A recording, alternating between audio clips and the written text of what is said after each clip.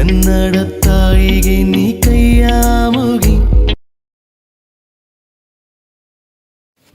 ನಮಸ್ಕಾರ, ಎಲ್ರಿಗೂ ಸ್ವಾಗತ ಮತ್ತೊಂದು ದೆವ್ವದ ಕಥೆಯೊಂದಿಗೆ. ಎಲ್ಲರೂ ಚೆನ್ನಾಗಿದ್ದೀರಾ ಅಂತ ಅಂದ್ಕೊಂಡಿದ್ದೀನಿ.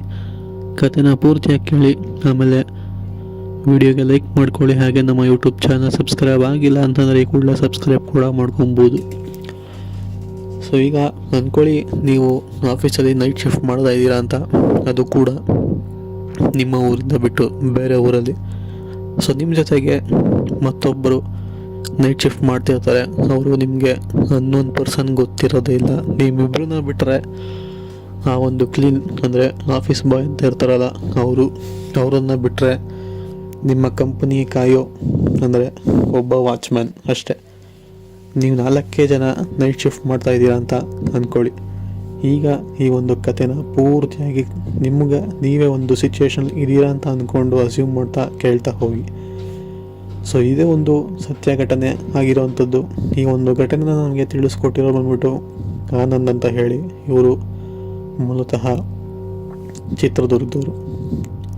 ಅದೇ ಒಂದು ಚಿತ್ರದುರ್ಗದಲ್ಲಿ ಒಂದು ಕಂಪ್ನಿಯಲ್ಲಿ ಅಂದರೆ ಒಂದು ಚಿಕ್ಕ ಕಂಪ್ನಿಯಲ್ಲಿ ವರ್ಕ್ ಮಾಡ್ತಿರ್ತಾರೆ. ಸೊ ವರ್ಕ್ ಮಾಡಬೇಕಾದ್ರೆ shift, night shift, day shift ಅಂತೆಲ್ಲ ಇರುತ್ತಲ್ಲ, ಅದೇ ಥರ ಇವರು ಕೂಡ ಇವ್ರ ಕೆಲಸ ಕಂಪ್ಲೀಟ್ ಆಗಿಲ್ಲದೆ ಇರೋ ಕಾರಣ, ಇವರು ಕೊಟ್ಟಂತಹ ಟಾರ್ಗೆಟ್ನ ರೀಚ್ ಮಾಡಿಲ್ಲದೆ ಇರೋ ಕಾರಣ ನೈಟ್ ಶಿಫ್ಟ್ ಕೂಡ ಮಾಡ್ತಿರ್ತಾರೆ. ಸೊ ಅದು ಅವರ ಫಸ್ಟ್ ಮೊದಲನೇ ಸಲ ನೈಟ್ ಶಿಫ್ಟ್ ಡ್ಯೂಟಿ ಬಿದ್ದಿರೋವಂಥದ್ದು. ಅವರು ಟಾರ್ಗೆಟ್ ಕಂಪ್ಲೀಟ್ ಮಾಡಿಲ್ಲ ಅಂತ ಹೇಳಿ.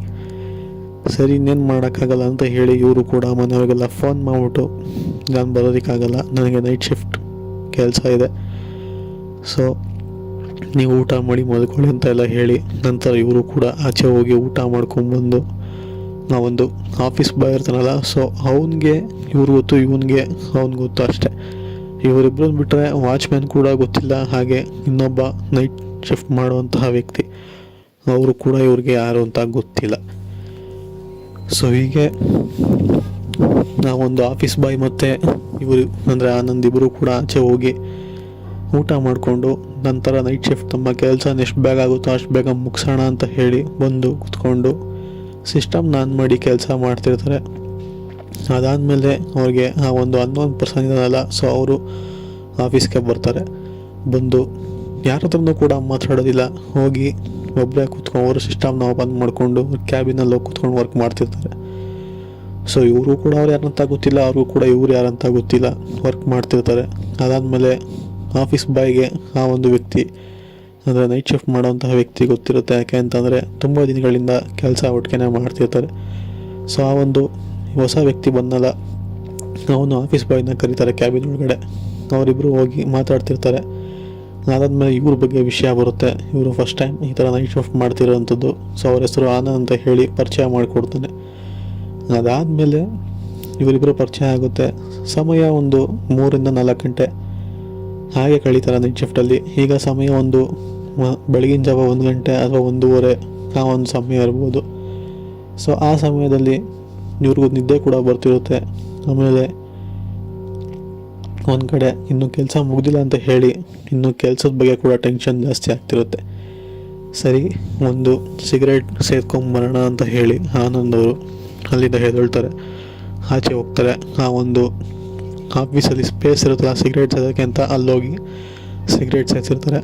ಅದೇ ಸಮಯಕ್ಕೆ ಮತ್ತೊಬ್ಬ ನೈಟ್ ಶಿಫ್ಟ್ ಮಾಡುವಂತಹ ವ್ಯಕ್ತಿ ಏನಲ್ಲ ಅಂದರೆ ಅವಾಗ ತಾನೇ ಬಂದರು, ಅವನು ಕೂಡ ಅಲ್ಲಿಗೆ ಬರ್ತಾನೆ. ಹಾಗೆ ಮಾತಾಡ್ತಾ ಇಬ್ಬರು ಕೂಡ ಪರಿಚಯ ಆಗುತ್ತೆ. ಅಂದಾಗೆ ಮತ್ತೊಬ್ಬ ನೈಟ್ ಶಿಫ್ಟ್ ಮಾಡ್ತಿದ್ದಲ್ಲ, ಅವನ ಹೆಸರು ಬಂದ್ಬಿಟ್ಟು ಸಂತೋಷ್ ಅಂತ ಹೇಳಿ. ಸೊ ಅವರು ಒಂದು ಇನ್ಸಿಡೆಂಟ್ನ ಇವ್ರಿಗೆ ಹೇಳ್ತಾರೆ, ನೀವು ಒಬ್ಬೊಬ್ಬರೇ ಈ ಥರ ಆಫೀಸಲ್ಲಿ ಓಡಾಡಬೇಡಿ. ಯಾಕೆ ಅಂತಂದರೆ ಈ ಆಫೀಸ್ ಅಷ್ಟೊಂದು ನೀವು ಅಂದ್ಕೊಂಡಿರೋ ಅಷ್ಟು ಸೂಕ್ಷ್ಮ ಅಲ್ಲ. ಇಲ್ಲಿ ತುಂಬಾ ಘಟನೆಗಳು ನಡೆಯುವಂತಹ ಚಾನ್ಸಸ್ಗಳಿರುತ್ತೆ. ಆದ ಕಾರಣ ಒಬ್ಬೊಬ್ಬರು ಎಲ್ಲೂ ಕೂಡ ಓಡಾಡಬೇಡಿ ಅಂತ ಹೇಳ್ತಾನೆ. ಇದನ್ನು ಕೇಳಿದಂತ ನನಗೆ ಸ್ವಲ್ಪ ವಿಚಿತ್ರ ಅನಿಸುತ್ತೆ. ಆಮೇಲೆ ನಗು ಕೂಡ ಬರುತ್ತೆ. ಇವ್ರು ಯಾರೋ ನೈಟ್ ಶಿಫ್ಟ್ ಮಾಡಿ ಮೋಸ್ಟ್ಲಿ ತಲೆ ಸರಿ ಇಲ್ವೇನೋ ಅಂತ ಅಂದ್ಕೊಂಡು ಅವ್ನು ಕೂಡ ಅಷ್ಟೇನು ತಲೆಗೆ ಹಾಕೊಳ್ಳೋದಿಲ್ಲ. ಸರಿ ಅಂತ ಹೇಳಿ ಸಿಗರೇಟ್ನ ಸೇದ್ಬಿಟ್ಬಿಟ್ಟು ಮತ್ತೆ ಕೆಲಸ ಶುರು ಮಾಡ್ಕೊತಾನೆ. ಅದಾದಮೇಲೆ ಇದ್ದಕ್ಕಿದ್ದಂಗೆ ಅವರ ಆಫೀಸ್ ಸುತ್ತಮುತ್ತನೇ ಅಂದರೆ ಅವ್ರ ಆಫೀಸ್ನಿಗೆ ಒಂದು ಬಾಗಿಲಿರುತ್ತಲ್ಲ, ಆ ಒಂದು ಬಾಗಿಲು ತಾನೇ ಯಾರೋ ಓಡಾಡ್ತಿರೋ ಥರ ಅವ್ರಿಗೆ ಶಬ್ದ ಕೇಳಿಸ್ಬರುತ್ತೆ. ಸರಿ, ಇಲ್ಲಿ ಯಾರೋ ಓಡಾಡ್ತಿದ್ದಾರಲ್ಲ ಅಂತ ಹೇಳಿ ಆ ಒಂದು ಶಬ್ದನ ಆ ಒಂದು ಆಫೀಸ್ ಬಾಯ್ ಇರ್ತಾನಲ್ಲ, ಸೊ ಅವನು ಹೋಗಿ ನೋಡ್ತಾನೆ ಯಾರು ಓಡಾಡ್ತಿರೋದು ಇಲ್ಲಿ ಅಂತ ಹೇಳಿ ಡೋರ್ನ ಓಪನ್ ಮಾಡಿ ನೋಡ್ತಾನೆ. ಬಟ್ ಅಲ್ಲಿ ಯಾರು ಕೂಡ ಕಾಣಿಸೋದಿಲ್ಲ. ಅದಾದಮೇಲೆ ವಾಚ್ಮನ್ನ ಕೂಡ ಕರೆದ್ಬಿಟ್ಟು ಹೇಳ್ತಾನೆ, ಯಾರಾದರೂ ಒಳಗಡೆ ಬಂದ್ರ, ಯಾರು ಓಡಾಡ್ತಾರ, ಶಬ್ದ ಆಯ್ತಿದೆಯಲ್ಲ, ಯಾರಾದರೂ ಒಳಗಡೆ ಬಂದ್ರ ಅಂತ ಹೇಳಿ ಕೇಳ್ತಾನೆ. ಬಟ್ ಆ ಒಂದು ವಾಚ್ಮ್ಯಾನ್ ಇಲ್ಲ, ಯಾರು ಕೂಡ ಬಂದಿಲ್ಲ, ನಾನು ಅವಾಗಿಂದ ಇಲ್ಲೇ ಇದೀನಿ ಅಂತ ಹೇಳಿ ತಿಳಿಸ್ಕೊಡ್ತಾನೆ. ಸರಿ ಅಂತ ಹೇಳಿ ಇವರು ಕೂಡ ಸುಮ್ಮನೆ ಆಗ್ತಾರೆ. ಅದಾಗಿ ಸ್ವಲ್ಪ ಹೊತ್ತು ನಂತರ ಸಂತೋಷ್ ಏನಿದಾರಲ್ಲ, ಅವರು ಆನಂದ ಥರ ಒಂದು ಅವ್ರಿಗೆ ಹೆಲ್ಪ್ ಮಾಡ್ತಿರ್ತಾರೆ ಕೆಲಸ ಆದಷ್ಟು ಬೇಗ ಕಂಪ್ಲೀಟ್ ಮಾಡೋದಕ್ಕೆ. ಏಕೆ ಅಂತಂದರೆ ಈ ಒಂದು ಶಬ್ದ ಸಂತೋಷ್ಗೆ ಸರ್ವೇ ಸಾಮಾನ್ಯ ಆಗಿತ್ತು. ಯಾಕೆ ಅಂತಂದರೆ ಅವರು ಯೂಶ್ವಲಿ ನೈಟ್ ಶಿಫ್ಟ್ ಮಾಡ್ತಾನೆ ಇರ್ತಾರೆ. ಆದ ಕಾರಣ ಇವ್ರಿಗೆ ಈ ಒಂದು ತೊಂದರೆ ಸಿಗಾಕ್ಸೋದು ಬೇಡ ಅಂತ ಹೇಳಿ ನೈಟ್ ಶಿಫ್ಟಲ್ಲಿ ಆದಷ್ಟು ಬೇಗ ಕೆಲಸ ಮಾಡೋದಕ್ಕೆ ಸಹಾಯ ಮಾಡ್ತಿರ್ತಾರೆ. ಇದಕ್ಕಿದ್ದಾಗೇ ಕಾಲಿಗೆ ಗೆಜ್ಜೆ ಹಾಕ್ಕೊಂಡು ಯಾರೋ ಜೋರಾಗಿ ಬರೋ ಥರ ಅವ್ರಿಗೆ ಶಬ್ದ ಕೇಳಿಬರುತ್ತೆ. ಸೊ ಇದನ್ನು ನೋಡಿದಂತಹ ಆಫೀಸ್ ಬಾಯ್ ಆಗಿರ್ಬೋದು ಅಥವಾ ಸಂತೋಷ್ ಅಥವಾ ನನ್ನ 3 ಜನನೂ ಕೂಡ ಗಾಬರಿ ಬೀಳ್ತಾರೆ. ಮತ್ತೆ ಆ ಒಂದು ಡೋರ್ನ ತೆಗೆದು ನೋಡಿದ್ರೆ ಅಲ್ಲಿ ಯಾರೂ ಕೂಡ ಇರೋದಿಲ್ಲ. ಅದಾದಮೇಲೆ ಪುನಃ ಈ ಒಂದು ಆನಂದವರಿಗೆ ಇವಾಗ ಸ್ವಲ್ಪ ಕ್ಯೂರಿಯಾಸಿಟಿ ಜಾಸ್ತಿ ಆಗುತ್ತೆ. ಇಲ್ಲಿ ಯಾರು ಈ ಥರ ಓಡಾಡ್ತಿದ್ದಾರಲ್ಲ, ನೀವು ನೋಡಿದ್ರೆ ಅದು ಅವಾಗಲೇ ಆ ಥರ ಹೇಳಿದ್ರಿ, ನಿಮ್ಗೇನಾದ್ರು ಇದ್ರ ಬಗ್ಗೆ ಗೊತ್ತಿದ್ದರೆ ನಮಗೆ ತಿಳಿಸ್ಕೊಡಿ, ನಾವು ಯಾರಿಗೂ ಕೂಡ ಹೇಳೋದಿಲ್ಲ ಅಂತೇಳಿ ಆದ ಎಲ್ಲ ಘಟನೆ ಕೂಡ ತಿಳ್ಕೊತಾರೆ. ಅಂಥದ್ದು ಏನು ಘಟನೆ ಆಯಿತು ಅಂತಂದರೆ, ಹಿಂದೆ ಸ್ವಲ್ಪ ವರ್ಷಗಳ ಹಿಂದೆ ಒಬ್ಬಳು ನೈಟ್ ಶಿಫ್ಟ್ ಮಾಡ್ತಿರ್ತಾರೆ. ಸೊ ಆ ನೈಟ್ ಶಿಫ್ಟ್ ಮಾಡಬೇಕಾದ್ರೆ ಮತ್ತೆ ಇನ್ನೂ ಕೆಲವು ಗಂಡಸರು ಕೂಡ ನೈಟ್ ಶಿಫ್ಟ್ ಮಾಡ್ತಿರ್ತಾರೆ. ಆ ಒಂದು ನೈಟ್ ಶಿಫ್ಟಲ್ಲಿ ಆ ಒಂದು ಹೆಣ್ಮಗಳನ್ನ ಎಲ್ಲರೂ ಕೂಡ ರೇಪ್ ಮಾಡಿ ಸಾಯಿಸಿರುವಂಥದ್ದು. ಈ ಒಂದು ಮ್ಯಾಟ್ರನ್ನ ಮುಚ್ಚಾಕೋದಕ್ಕೋಸ್ಕರ ಈ ಒಂದು ಆಫೀಸ್ ಸುತ್ತಮುತ್ತನೇ ಊತ ಹಾಕಿರುವಂಥದ್ದು. ಆದ ಕಾರಣ ಇಲ್ಲಿ ಅವಾಗವಾಗ ಗಿಜೆ ಸೌಂಡ್ ಕಾಣಿಸ್ತಿರುತ್ತೆ.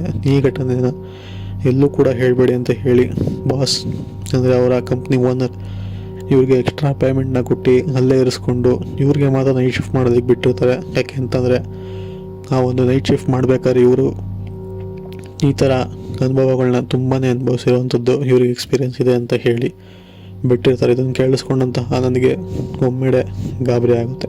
ಇದಾಗಿತ್ತು ಕತೆ. ಸಿಗೋಣ ಮತ್ತೊಂದು ಕಥೆಯೊಂದಿಗೆ. ಅಲ್ಲಿವರೆಗೂ take care. Good bye friends.